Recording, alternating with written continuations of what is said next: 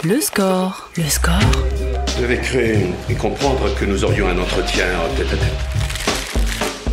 18h30, 20h sur Radio Nova. Sur Radio Nova. Bon, à mon tour maintenant.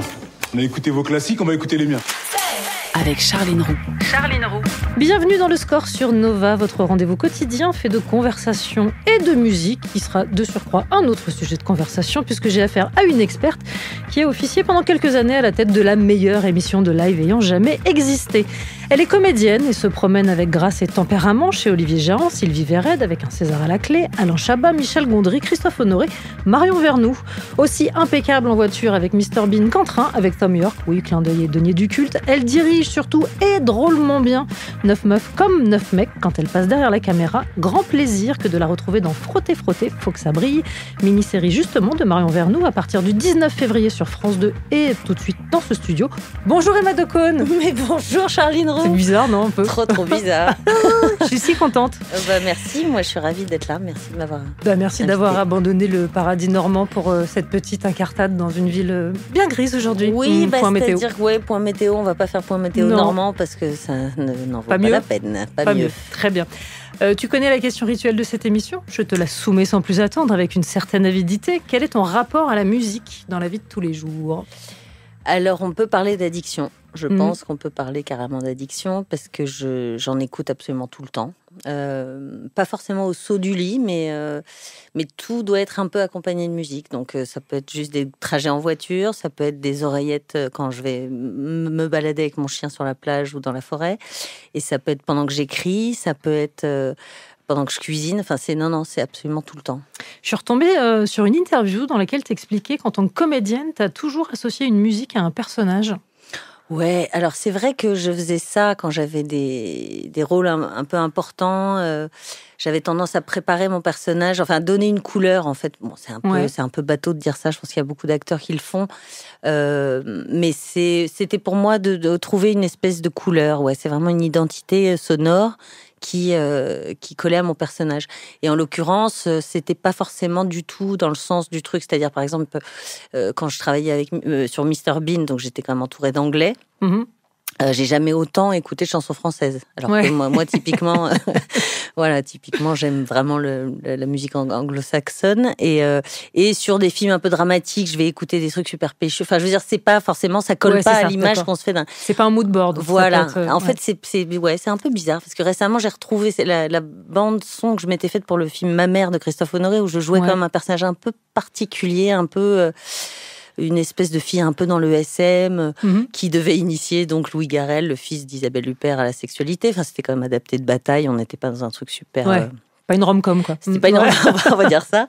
Et j'écoutais énormément de jazz. Et en fait, je me suis souvenue en retombant sur cette playlist qu'effectivement, parce qu'il y avait un truc de rythme un peu différent des personnages que j'avais joués avant. Et voilà, pour moi, elle était dans un rythme un peu pas binaire, en tout cas, quelque chose d'un peu saccadé, un peu voilà. Donc oui, pour répondre à ta question, là, il y a effectivement des bandes-sons qui ont accompagné des personnages.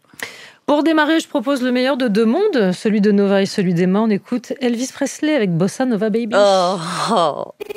Le score sur Radio Nova.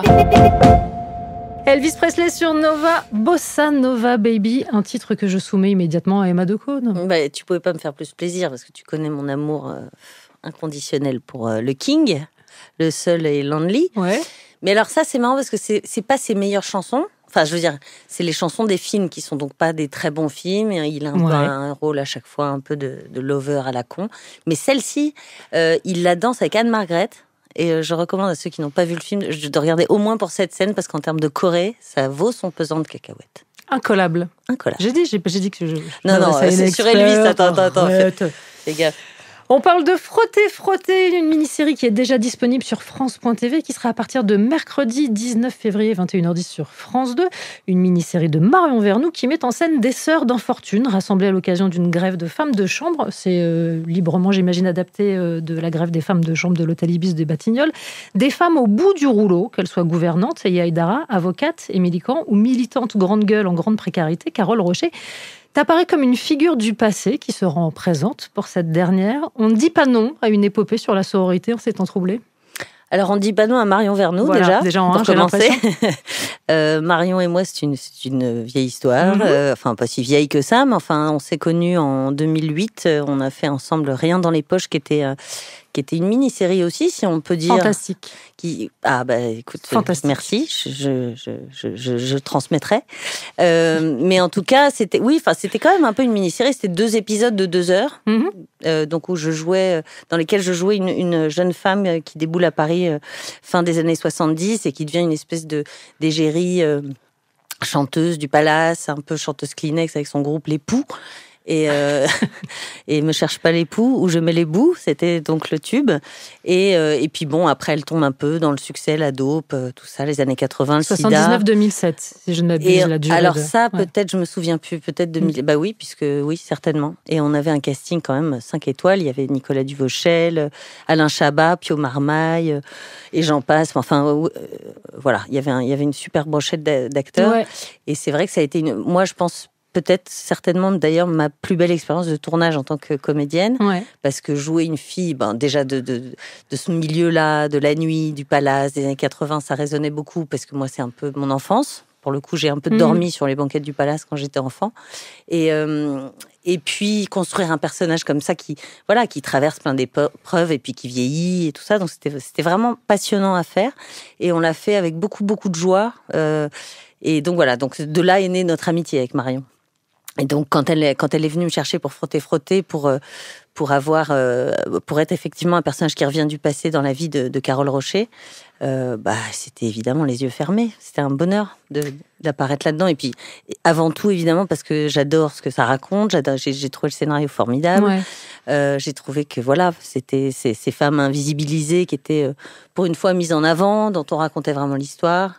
Parce que les femmes sont sujet et moteur dans cette mini-série. Alors, je vais la porter ouverte, c'est pas grave, je vais l'enfoncer quand même. C'est pas si fréquent, on va pas se mentir. Pas si fréquent du tout. Pas si fréquent du tout. Et puis en plus, Marion a travaillé avec des actrices professionnelles et des non-professionnelles qui se sont avérées très professionnelles.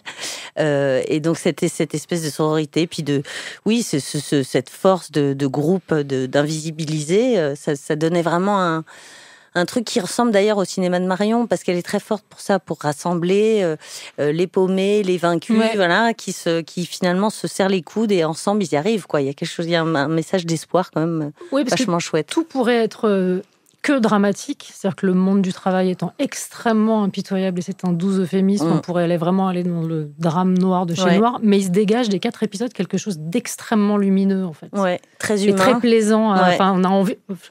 On n'envie pas leur situation, mais on a envie d'en être de ce gang-là. En tout cas, on a envie qu'elle gagne, et qu'elle s'en sorte. Et effectivement, c'est finalement très joyeux, malgré, comme tu dis, malgré le sujet qu'il n'est pas du tout. Il y a quelque chose d'assez fort et porteur d'espoir, quoi. Ça fait un peu du bien en ces temps troublés. Je parlais de gang, en l'occurrence de gang de meufs, c'est pas un hasard. Hein. Je crois que tu avais déjà croisé Yaïdara sur la série qui était inspirée de Fab Caro. Oh, mais madame, moins qu'hier, plus que demain. Absolument. Tu connais aussi Carole Rocher, avec qui tu avais tourné Princesse de Sylvie Verred. Est-ce que ça fluidifie les échanges ou au contraire, ça peut rendre dissipé avec le Carole, principe du gang de meufs. Alors Ayé, effectivement, j'avais tourné avec elle, mais vraiment un tout petit truc, un micro-sketch, vraiment pas très long. Autant Carole, on a de la bouteille. Carole et moi, on n'en est pas à notre premier bal, j'ai envie de te dire. Non, mais avec Carole, on a tourné dans Un frère, déjà, le premier film de Sylvie Verred. Ensuite, dans Princesse, on jouait des sœurs. Et puis voilà, c'est une sœur, quoi. Pour le coup, c'était assez drôle de devoir un peu lui rouler des pelles.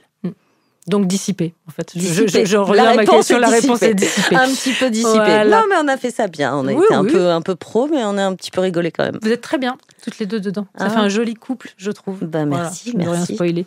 À suivre, Catherine, avec Sous mon bob, ce sera juste après la pub. Reprendrons cet entretien tout à l'heure. Direction Parc de Saint-Cloud. Nova. Radio Nova.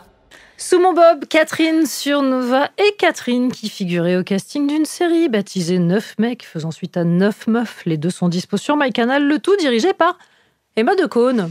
Dis donc. Dis donc, alors. La vie est bien faite. Des instantanés entre rire, mélancolie, beaucoup d'émotions, pluriel, 9 meufs, 9 mecs. Ils sont nés comment? Alors, je sais que c'est pas hier, c'est il y a quelques années, mais c'est toujours dispo et c'est vraiment une collection que moi j'aime beaucoup. Donc, écoute, parlons-en. Super. Avec plaisir. Non, au tout départ, j'avais écrit un long métrage qui était ce que malheureusement on appelle un film à sketch, ce que je trouve qui est pas du tout cohérent. Enfin, parce que sketch pour moi, ça sous-entend humour. Et enfin, je trouve que il faudrait qu'on trouve une autre façon de dire un film à histoire. Enfin voilà, donc c'était des histoires de 9 meufs mais qui ne vivaient pas nécessairement dans le même pays même. Et en fait, voilà, il y avait une espèce de lien entre elles. J'ai mis beaucoup de temps à essayer de le monter au cinéma, et puis finalement, comme j'y arrivais pas, j'ai décidé d'extraire une des histoires qui s'appelait Like a Virgin. J'avais décidé de l'appeler comme ça. C'est ma fille Nina Blanc-Francard qui joue dedans avec Mademoiselle Agnès. Ouais. Et je leur ai fait jouer donc cette petite scène de mère-fille qui parle de sexualité. Et partant de là, donc ce court-métrage a fait mouche, et Canal m'a proposé de réadapter mon scénario pour en faire une série qui se passerait dans un même lieu et dans un même temps. Donc on a réécrit et on a tout tourné dans le même immeuble. Donc on a dû évidemment transformer quelques histoires, et ça a été un grand plaisir. Je me suis éclatée à faire ça, et j'ai Philippe, Catherine jouaient dans une histoire avec Camille Rutherford. Et il avait cette réplique mythique, il disait Paris, but this is the city of love. Et il le disait, c'est inimitable, je suis nulle en imitation, mais enfin, voilà, de la poésie pure, Philippe Catherine. Du coup, comme la série a plutôt bien fonctionné, on a enchaîné avec les 9 mecs. Ouais. Et là, il partage l'affiche, enfin, dans sa petite histoire avec mon cher Daron. Je connais pas. Moi non plus. Je vois pas qui tu parles. Je vois pas c'est qui. La mise en scène, plus que la comédie, ça t'anime depuis que t'es toute petite? Oui. À vrai dire, j'étais très très bonne en organisation de spectacles de fin d'année d'école, où j'étais un peu relou parce que je demandais à tous les mecs de se mettre en meuf et les meufs en mec. Enfin, j'avais déjà un petit truc avec ça. Non, mais j'avais la mise en scène, enfin puis le côté rassemblé, créer des choses ensemble. Et puis j'ai été un peu rattrapée par un casting sauvage. Ça a quand même commencé comme ça pour moi sur une pub Crunch, Dim. Enfin, j'ai fait pas mal de pubs. Je sais pas si on doit dire d'ailleurs les noms. Oui. Bref, de ces pubs, j'ai été repérée par des metteurs en scène de cinéma, dont Olivier Jarran et d'autres derrière. Et voilà. Et je me suis retrouvée à faire l'actrice avec un bonheur non dissimulé, mais c'était pas vraiment ce que je voulais faire. En tout cas, ça m'a toujours voulu diriger. J'ai toujours voulu diriger, mais je me suis évidemment servi de tous ces tournages pour observer, apprendre, comprendre, et notamment Marion Vernou. C'est une super directrice d'acteurs. C'est assez rare, je le dis, parce que c'est très délicat la direction d'acteur, je trouve.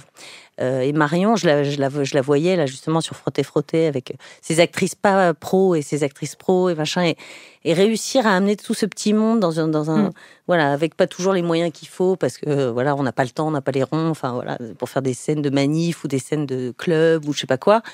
Moi, j'ai beaucoup appris en regardant Marion. Et effectivement, ça me donne envie. À chaque fois, je dis, oh là, moi aussi, je veux faire des films. Donc voilà, c'est ça l'objectif du moment. Alors, comédienne, et puis en 1999, il se passe ça. Les jours d'ennui, on s'ennuie, on pense à plus tard.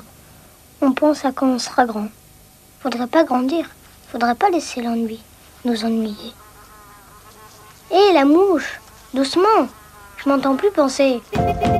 C'est l'ouverture de ton premier court-métrage officiel.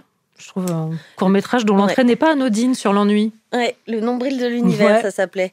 Oui, pas du tout anodin. Je m'ennuie peu, en fait. Enfin, j'aime pas trop m'ennuyer. Oui. Donc je me débrouille pour je me suis dit que ça sentait l'enfant qui s'était bien emmerdé sur les bancs de l'école. Bon, pourquoi regarder les mouches. Quand elle y allait. Ouais. Oui. Non, mais c'est une nouvelle d'un type qui s'appelle Jacques Dore, que j'adore. Et j'étais complètement tombée en amour avec cette petite nouvelle, et j'ai eu envie de l'adapter. C'est effectivement l'histoire d'un môme qui s'emmerde et qui récupère une mouche, et qui du coup va partir. Voilà, on rentre dans sa tête. Il s'imagine que peut-être il pourrait changer cette mouche en faisant croire qu'elle avait appartenu à Napoléon Bonaparte en échange d'une paire d'ailes, parce qu'il y a une mamie qui est morte dans son immeuble et qui voudrait envoyer au paradis. Enfin bon, c'est un truc un peu barré, mais assez rigolo et poétique. Mais tu dis que c'est le moment où tu t'es vraiment sentie alignée avec ce que tu avais envie de faire. Ah ouais, sur un plateau, j'ai adoré ça. J'avais récupéré des chutes de courts-métrages en film à l'époque d'un court-métrage auquel j'avais participé comme actrice. Et donc, on avait un peu bricolé tout ça. Et je me suis dit... Après, l'un n'empêche pas l'autre. Enfin, de moins en moins, d'ailleurs, le nombre d'acteurs qui mettent en scène et inversement. Enfin, je veux dire, c'est pas antinomique. Ça l'était peut-être plus avant. Peut-être qu'on remarquait plus surtout les filles, les Julie Delpy, les filles comme ça, quand elles commençaient à mettre en scène. C'est vrai que c'était un peu, des actrices qui mettent en scène.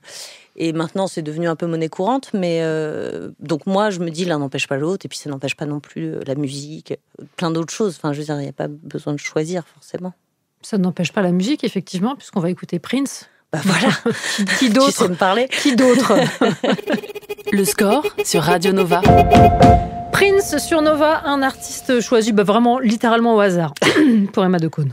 Ah, tu pouvais toujours la même passion? Bah évidemment, toujours la même passion. Oui, mais alors si je te dis entre Prince et Elvis, comment tu fais?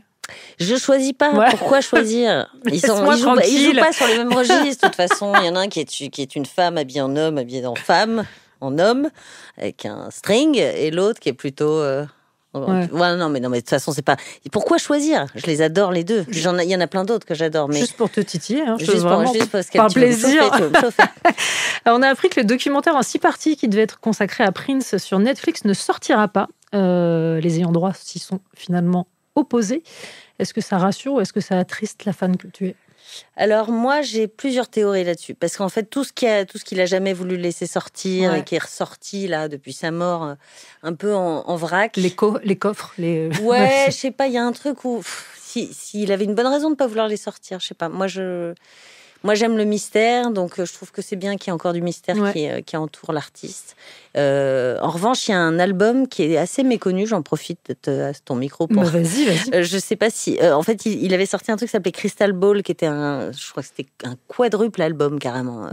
Ou triple ou quadruple. Mais, donc, c'était un peu des fonds de tiroir, des maquettes, des trucs. Donc, c'est pour les fans un peu hardcore, parce que des morceaux instru de 10 minutes, il faut vraiment être fan. Enfin, moi, je le suis, en l'occurrence. Et le 4e album s'appelle The Truth, n'est-ce pas?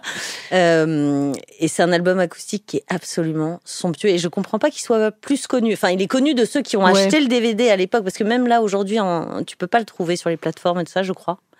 En tout cas, c'est un album absolument dingue et assez méconnu. Et pour le coup, acoustique, avec la chanson d'ailleurs d'un truc qui s'appelle The Truth, qui est absolument incroyable. Avec cette prononciation. Ouais, parce que le TH est compliqué. Tu sais, j'ai un père qui m'a pas bien appris la prononciation. Passion pour Prince en particulier, pour la musique en général, on l'aura compris. Pendant quelques années, tu as donc présenté la musicale sur Canal+. Est-ce que c'était un rôle comme un autre? Ah non, c'était le rôle de ma life. C'est vrai? J'ai adoré faire cette émission. J'ai adoré bosser avec Stéphane Saunier, avec Don Kent, avec toute cette bande de joyeux lurons. C'était absolument magique parce qu'on n'en faisait que 4 par an. Ouais. Donc, ça veut dire tous les 3 mois.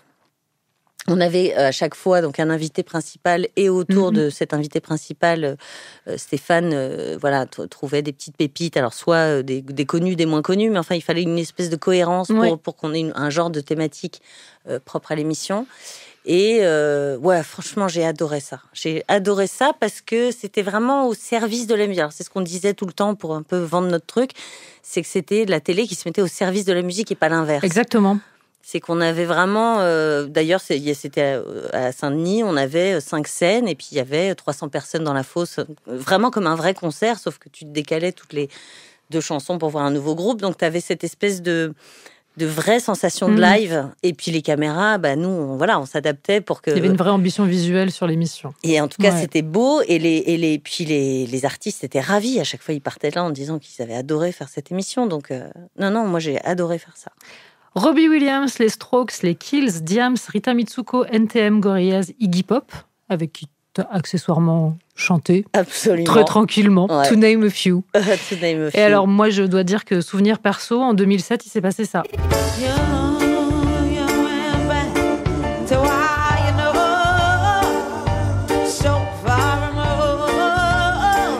Amy Winehouse, je peux pleurer à chaque fois que j'entends aussi, cet extrait, ça me là. Alors je m'en souviens d'autant mieux que j'étais dans le public Bah oui. en fait. T'as vu sa culotte toi aussi? Non, j'étais subjuguée par, vraiment cette toute petite personne qui est rentrée où on s'est dit si quelqu'un lui souffle dessus, elle va tomber et la puissance vocale. Je crois que c'est la première fois que j'ai pleuré pendant un concert. Ouais, ah bon? Ça fait partie de tes grands souvenirs aussi. Ah ouais, elle. ouais, extraordinaire. Bah surtout qu'elle avait planté 4 ou 5 fois l'émission. C'était. Je crois que c'est une des seules émissions françaises, si ce n'est la seule émission française qu'elle ait faite en live. Hein. Je ne veux pas dire de bêtises, mais. Je ne pourrais pas te dire, mais je sais qu'on était évidemment surexcités à l'idée qu'elle soit enfin là dans nos studios. C'était pas simple parce que elle avait un manager qui était un peu comme ça sur elle et effectivement elle disparaissait un peu aux toilettes. Bon, je sais pas. Elle était là sans être là. Et en fait, quand il a fallu l'interviewer, moi j'étais tellement heureuse de l'interviewer. C'est là où le manager est passé derrière moi en faisant un petit signe de on va arrêter tout de suite. Ouais. Alors qu'on aurait pu monter l'interview, qu'elle avait quand même des réponses qui étaient super, avec parfois des longues pauses entre les réponses, mais enfin c'est le principe de la télé, quand on peut monter, on peut monter. Malheureusement, on n'aura jamais diffusé cette interview, mais l'émotion même de la balance, je me souviens, parce qu'elle avait ses danseurs qui étaient là, qui faisaient les chœurs. Ouais. Et elle venait pas, puis d'un coup elle est venue, et puis effectivement, comme tu dis, cette petite brindille. Accrochée au micro et avec un truc qui était... Mais toute la salle, il y a eu un truc, vraiment, c'est assez rare quand même de voir ça. Ouais, très beau souvenir. On est un peu passé rapidement sur cette histoire, mais donc tu as chanté en duo avec Iggy Pop. J'ai besoin de revenir sur ce moment. Alors attends, parce que c'est pareil, c'est une longue histoire. En fait, on faisait une émission spéciale Iggy Pop qui faisait son album en français, Les Feuilles mortes sur un Master Lapel. Et donc, il voulait faire des duos avec Stéphane. On lui a proposé plein de gens et il a fait ce magnifique duo avec Catherine Ringer, extraordinaire. Ils ont fait la reprise de I Put a Spell on You. Et moi à un moment il me dit tu veux pas chanter? Je dis si Monsieur Pop. Moi j'aime bien chanter avec vous Monsieur Pop. Et donc il m'a dit qu'est-ce que tu veux chanter? Et j'ai sorti comme ça du tac au tac la chanson d'Elvis que j'adore, You're the Boss, qui chante avec Anne-Margrethe. J'en menais pas large Oui, ça se voit pas. Hein. Ah ouais. Les images sont encore dispo, ça se voit pas. Alors je perdais ma robe qui doucement descendait, que je sentais que j'allais me retrouver sein à l'air. Donc je fais comme ça tout le temps. Je suis comme ça tout le temps en train de remettre ma robe tube pour pas que mes nichons s'égarent. Et non, mais c'était un super souvenir. Mais j'étais pétochée. Est-ce que c'est vrai que cette émission t'a aussi valu un rôle dans le film de Denis Arcand? Que c'est en te voyant dans ce rôle-là de présentatrice, de journaliste que... T'as été repérée? Elle est incroyable, cette Charline Roux. Elle a travaillé. Elle a bien bossé, dis donc. J'avais même oublié, figure-toi. Effectivement, l'âge des ténèbres. J'allais dire l'Empire des... L'âge des ténèbres de Denis Arcand. Ah oui, avec Diane Kruger et cet acteur génial qui est un peu le Alain Chabat québécois, Marc Labrèche. Oui. Tu sais, qui avait fait l'étoile, tout ça. Ouais. Et c'était très, très joyeux. Et effectivement, il m'a vu dans la musicale et il m'a proposé le rôle de la présentatrice, puisque donc, oui, voilà, effectivement. Bravo. Comme quoi, putain, j'avais tous les rôles, zappé. Tout va dans le même sens. Un petit peu. Nouveau titre, choisi pour toi. Bon, vraiment valeur sûre, tranquillement. The Clash, The Magnificent Seven. Le score sur Nova, sur Radio Nova. Avec Charline Roux. The Clash sur Nova, The Magnificent Seven. Un avis, Emma Ducone? Les 7 magnifiques. Je trouve ce morceau extraordinaire. Très très bien pour démarrer la journée d'ailleurs. Est-ce qu'il y a un truc de marche tu vois? Ouais, un peu. Un peu bien pour le monde m'appartient. Ouais, exactement. Le monde m'appartient et qu'on sous-titre faites pas trop chier quand même. Me faites pas trop chier quand même. Ouais. Sur un peu plus de douceur, une petite bande-annonce que j'aimerais te faire entendre. Oui. I very often stay on at the office and work for an extra hour or two. The apartment. It's all right for me to go home. You see, I have this little problem with my apartment. I promised the guy I'd be out of here by 8 o'clock positively. Whose apartment is this, anyway? What's the difference? Some schnook that works in the office. I can't always get in when I want to. The Apartment, La Garçonnière de Billy Wilder, un film de 1960, 5 Oscars, Shirley MacLaine, Jack Lemmon, un film que tu as récemment présenté au Ciné-Club. De Trouville. Voilà. Attention, le Ciné-Club de Trouville. Alors, c'est pas tant pour cette occasion que je l'ai choisi, parce que je connais Ta passion pour Billy Wilder. Ouais, exactement. Oui, grande passion pour Billy Wilder. Et du coup, je me suis un peu replongée, comme j'animais un petit débat avec les Trouvillais derrière, c'était très sympathique. Je me suis un peu replongée dans le film et des anecdotes de tournage autour du film. Et il y a un truc qui est dingue, c'est que donc dans certains Lem Show, Billy Wilder clôt son film par cette réplique. Donc, il y a Jack Lemmon qui est dans le bateau avec ce milliardaire, il retire sa perruque et lui dit « Mais enfin, I'm a man !» Et l'autre lui répond « Nobody's perfect ». Donc une des répliques les plus cultes du cinéma, n'est-ce pas? Et ben là, il refait un truc dingue, en fait, dans La Garçonnière. Donc, Jack Lemmon est fou amoureux de Shirley MacLaine. On spoil pas, qui a quand même essayé de se foutre en l'air parce qu'elle était amoureuse de son patron qui lui promettait quitter sa femme. Voilà, évidemment, ça n'arrivera pas.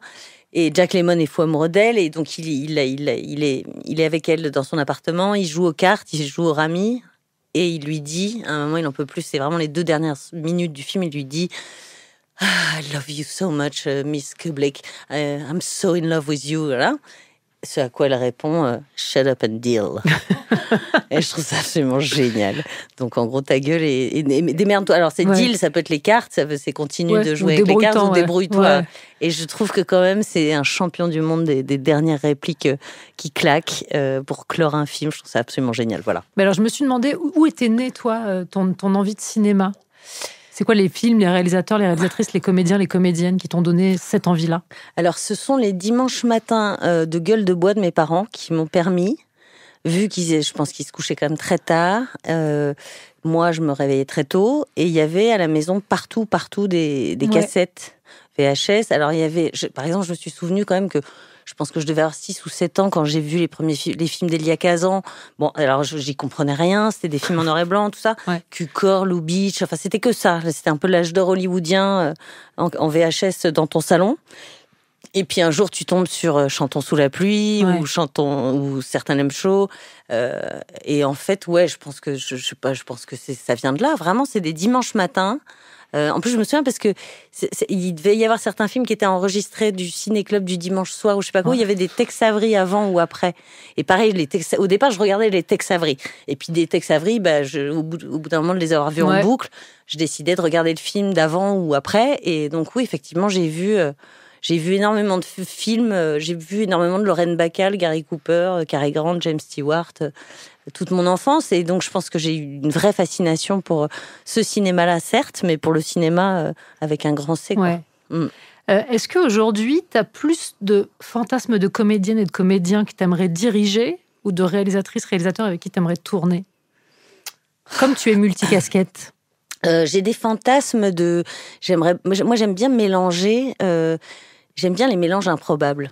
Ouais. J'aime bien, mais d'ailleurs moi comme spectatrice, j'aime bien voir des acteurs, on l'aurait pas imaginé là-dedans, ou des gens de famille très différents. Parce qu'en fait, le côté clanique et tout ça, qu'on peut un peu parfois retrouver dans... il y a des familles de cinéma français, mais il y en a aussi aux États-Unis. Ça peut un peu m'agacer, moi. Au contraire, j'aime les gens qui sont pas là où on les attend.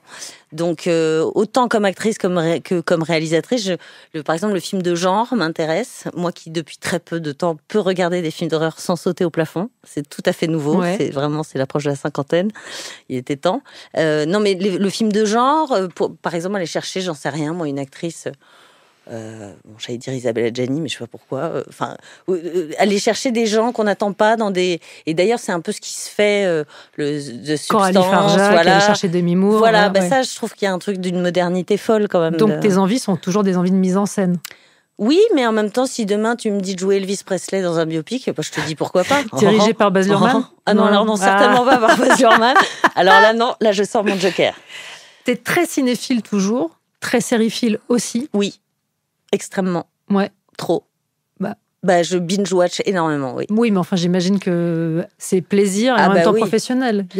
Ouais, je suis très curieuse de tout. J'en bouffe. Et puis même là, comme je te dis, récemment, j'ai regardé cette série qui s'appelle From, qui est une série qui fait peur. Ouais. Que jamais de la vie, mon chéri, il adore ça, lui, les films d'horreur, ça, moi, c'était Not Over My Dead Body, mais là, moi, maintenant, toujours pas. Il faut que tu essayes, parce que finalement, ça réveille quelque chose en toi. Et finalement, c'est quand même une métaphore du monde dans lequel on vit. Ouais. L'horreur, ouais. L'horreur. Je l'ai bien, ouais. tu l'as chopé. Je l'ai bien. Voilà. Non, mais bon, oui. Est-ce qu'il y a une série qui a réussi à remplacer Les Sopranos dans ton cœur? Tu me connais bien. Non, Les Sopranos, c'est vraiment la meilleure série du monde. Il n'y a pas à chier. Non, j'ai adoré. Il y avait une série que j'ai trouvée vraiment bien qui s'appelait Quarry. Ouais. Ça te dit quelque chose, des mecs qui revenaient du Vietnam?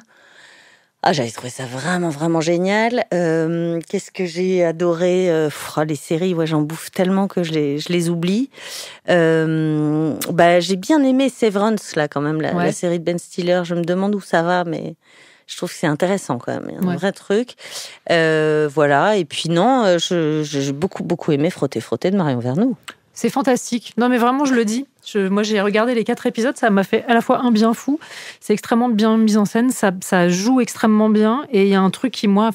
c'est assez rare, les séries où je me dis, leur situation n'est pas enviable, mais vraiment, j'aimerais bien être avec elles. Il y a un truc un peu qui donne... Absolument. Et moi, je trouve que d'un point de vue esthétique aussi, il y a quelque chose où on n'est pas chez les Français. Je trouve que c'est très anglo-saxon dans la réal et dans les couleurs, je sais pas, le rythme, la musique aussi. Enfin, je trouve qu'il y a un truc qui est très, très réussi et pas franco-français, voilà. Mais c'est pas forcément un défaut d'être franco-français, mais je veux dire, on n'est pas tellement habitué à cette qualité-là, je trouve, à la télé en France. La série est donc disponible d'ores et déjà sur France.tv, si vous avez envie de la voir, ce que je vous engage vivement à faire. Dernière petite pause publicitaire, on revient dans un instant. Le score sur Nova, sur Radio Nova. I think I'm going to fall. Oh, fucking hell. Toujours en compagnie d'Emma Decaune. Là, je te demande pas de débriefer la pub. T'as vu, c'est sympa. Il n'y a pas d'avis, pas de ça va pas. Fort sympathique. Y a un autre truc sur lequel je voudrais revenir. Il y a très peu de temps, tu as prêté ta voix à Valerie Richards. Valerie Richards, qui est donc la fille, si j'ai bien compris, de Reed Richards, des 4 Fantastiques. C'est une super-héroïne Marvel, et c'est dans une série audio qui s'appelle Westlanders, qui est disponible sur Audible. Et je me suis demandé, le monde des super... C'est un truc qui te passionne dans l'absolu, ou c'est vraiment cette partition-là qui t'a intéressée? Alors, non. Je vais essayer de répondre. Je suis pas forcément une dingue des super-héros, des franchises Marvel, tout ça. A priori, sur le papier, comme ça, c'est pas trop ma came, mais parce que je pense que c'est un truc générationnel aussi. Enfin, je veux dire, moi, j'ai adoré Spider-Man, enfin, voilà. Mais tous les nouveaux trucs, là, je suis un peu passée à côté. En revanche, jouer un personnage comme ça en audio, c'est complètement génial. Parce que, contrairement au doublage, où là, vraiment, tu peux te lâcher vraiment. Il faut créer un personnage avec ce que tu as sur l'écran en animation et tout ça. Là, pour le coup, tu n'as pas d'image. Donc, c'est vraiment... la compo pure. C'est de la compo avec... j'ai eu la chance de travailler avec Pascal Grégory, et c'était vraiment génial de bosser avec lui.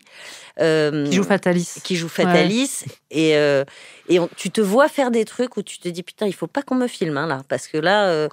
non, mais vraiment, tu pousses des cris, tu fais des trucs, mais tu es complètement libre. Donc, en même temps, c'est absolument génial pour un acteur, parce que il y a tout à faire, tout est à inventer, et tu peux y aller. Tu peux y aller. En général, on te dit pas non, un peu moins là quand même. Non, on a plutôt tendance à te dire vas-y, parce que tout passe par la voix, puis qu'ils ont des tas de... Évidemment, ils ont un habillage après sonore qui va un peu couvrir le truc, des explosions et des lasers et des machins. Mais j'avais 8 ans et demi. Franchement, j'ai adoré faire ce truc-là. Je me suis régalée, vraiment. Et alors, je me suis demandé justement si incarner une super-héroïne, quand on a soi-même fantasmé une super-héroïne jeune, de type masquée la nuit, écolière le jour, qui s'appelle Orio Fantomette, il n'y a pas quelque chose de satisfaire l'enfant qui est en soi? Eh bien, tout à fait. Figure-toi que j'avais créé un personnage qui s'appelait Filament Rouge. Car elle partait la nuit avec sa cape. Elle pensait qu'elle avait des super pouvoirs qu'elle n'avait pas. Bon, voilà. Bon, j'ai raté le coche, c'est con, parce qu'en fait, j'ai voulu racheter les droits de Fantomette. J'ai voulu adapter Fantomette. C'était très, très compliqué. Donc, j'ai laissé tomber. Je me suis dit, c'est pas grave, je vais créer ma propre héroïne. Et puis, c'est encore un projet qui est resté dans les tiroirs, mais c'est un projet qui est écrit. C'est une espèce d'héroïne de son quartier, quoi. Mais c'était assez drôle. Je pense que c'était assez drôle. Mais oui, j'adore l'idée. J'adore l'idée du super pouvoir qui n'est pas là où tu crois.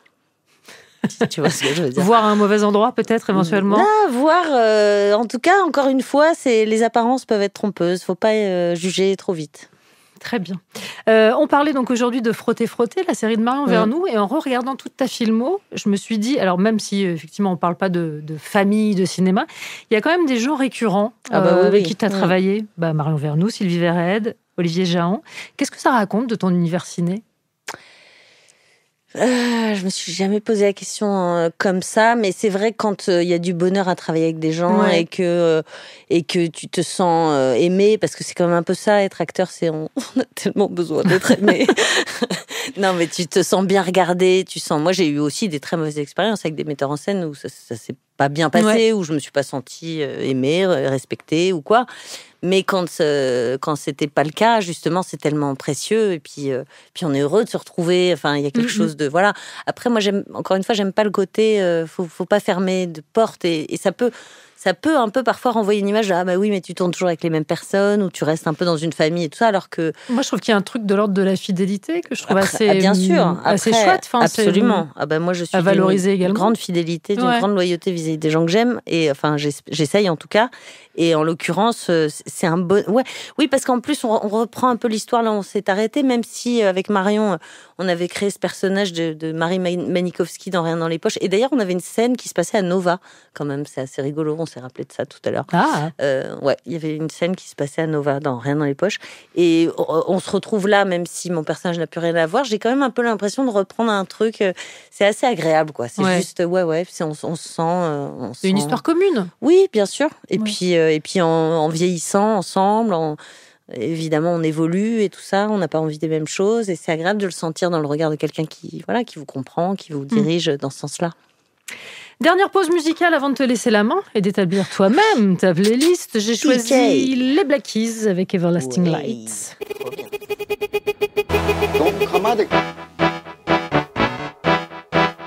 The Black Keys, Everlasting Light. Est-ce que je demande un avis éclairé sur les Black Keys à Emma Decaune ? Ben non, mais c'est très très bon les Black Keys. Mais de toute façon, là, on est quand même que sur de la haute programmation. Hein. Ça fait du bien d'écouter de la bonne musique à la radio, parce que franchement, c'est pas partout. Ça fait plaisir. Je le dis comme je le pense.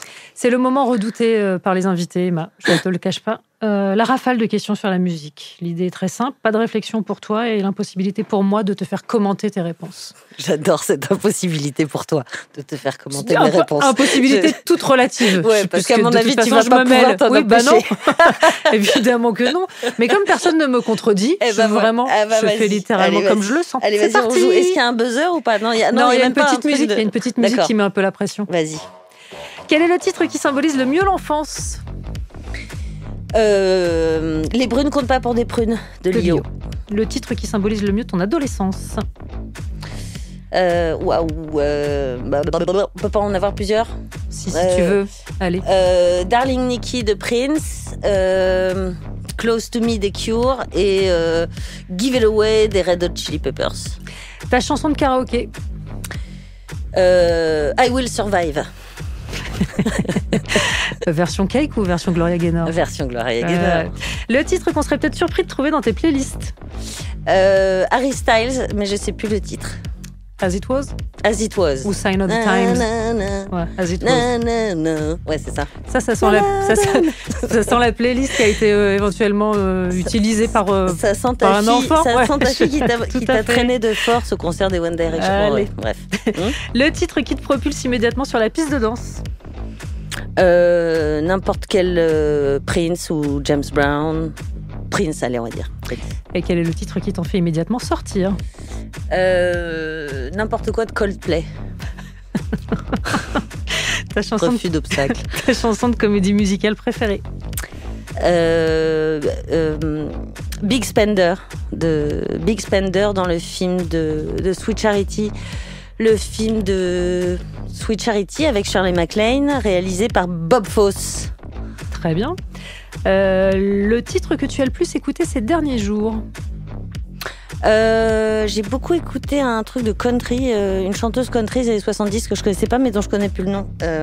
Elle est super et elle s'appelle Elkie Brooks et la chanson s'appelle Pearls a Singer et elle est extraordinaire cette chanson. Très bien. Et la question la moins charitable, la chanson dont tu as un mal de chien à te débarrasser une fois que tu l'entêtes, mais catégorie pénible. Hein. Les ritournelles où t'as envie de... Je vais te dire, c'est... Tintin, tagaratin, tagaratin, tagaratin. Smooth Criminal. Tintin, tagaratin. Michael Jackson. Annie, are you okay? Ouais. Are you Michael okay? Jackson. Ça, c'est mort. Are you okay? Alors ça, tu vas voir. Ça y est. Jusque ce soir, je vais me demander si je suis à okay. mon avis, Annie, est-ce que tu vas... Okay. Est-ce qu'elle est okay ou pas okay? Pas okay du tout, là, je crois. Are you okay, Annie? Je rappelle donc que Frotter Frotter, c'est sans cette version de Michael Jackson. Vraiment, c'est garanti. C'est une formidable mini-série de Marion Vernou. Ce sera diffusé à partir du 19 février sur France 2 et c'est déjà dispo sur France.tv. Voilà, c'était pour l'actualité. Merci beaucoup d'être venu faire un tour dans ce studio. Merci Charline. Si vous pouviez redéplacer Nova vers Bastille, ça m'arrangerait. Mais... On va faire une demande. Une demande express. Non, mais c'était trop sympa. Merci beaucoup de votre accueil. Mais merci à toi. À très vite. Et il est 20h. Il est grand temps de retrouver David Blo et le Nova Club.